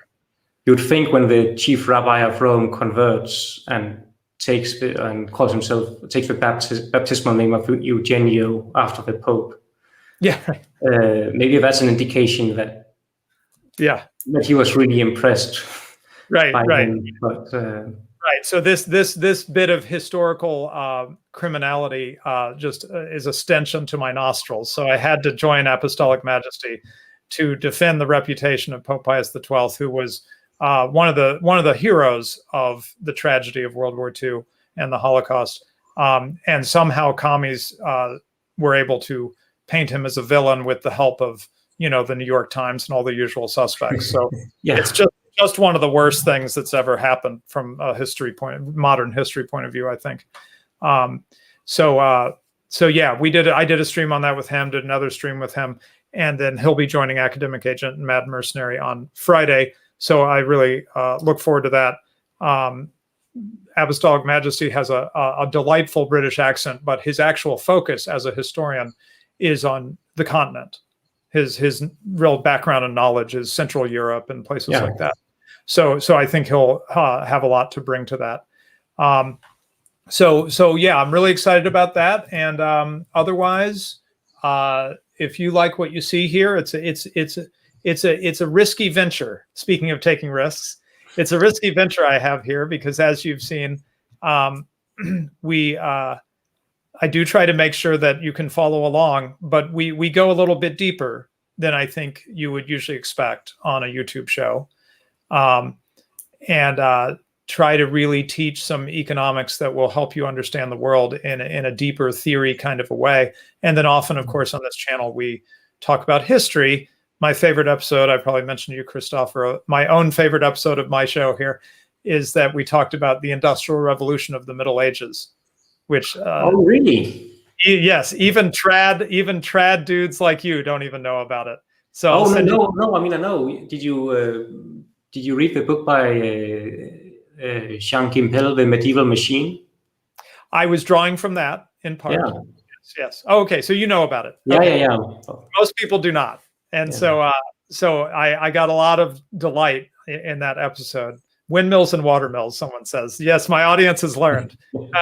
Yeah. So if you listen to this show, you're going to learn things that you're not going to learn anywhere else. Is sort of my promise to you. And so if you like that, please support us. There's various ways to do it in the show description, but my favorite are those who sign up to Subscribestar, where in fact I got to work on this. But I think the only thing you can do right now, the only option I've made available because I don't know what I'm doing, is that you can give $5 a month, but as we build up those regular subscribers and have a steady income, it helps us do things like my next assignment is to buy a green screen. Evidently, people don't like the painting I randomly decided to put behind me, or they would like to be able to do other things besides having that painting, I guess. So I need to buy a green screen, and there's cost to doing this show and bringing it to the next stage. So your support is greatly appreciated in regards to that. Thanks very much to Kristoffer, who it has been a delight to get to know at these last two Austrian conferences. He's clearly, in my view, a young up-and-coming Austrian to watch for. And so I feel very fortunate that I've sort of gotten in on the ground floor. I don't think your PhD is even done. Is that right, Kristoffer? Yeah, that's correct. I mean, it's I will send the draft to Professor Hülsmann in the near future, in the next few weeks, right. And then hopefully in the next few months, I'll also defend it. Right. So you're at the final stages of getting your PhD. So I'm catching you before you're even like fully certified. But yeah. I hope that you all can see that Kristoffer is someone to keep an eye on his work in Austrian economics, and hopefully we'll have something more to talk about with him in the coming years as he continues to do good work in this wonderful field. So thank you, sir. Well, thank you. I enjoyed being on. Okay, and he stayed up very late, by the way, over in Germany. So also we appreciate him being up past his bedtime.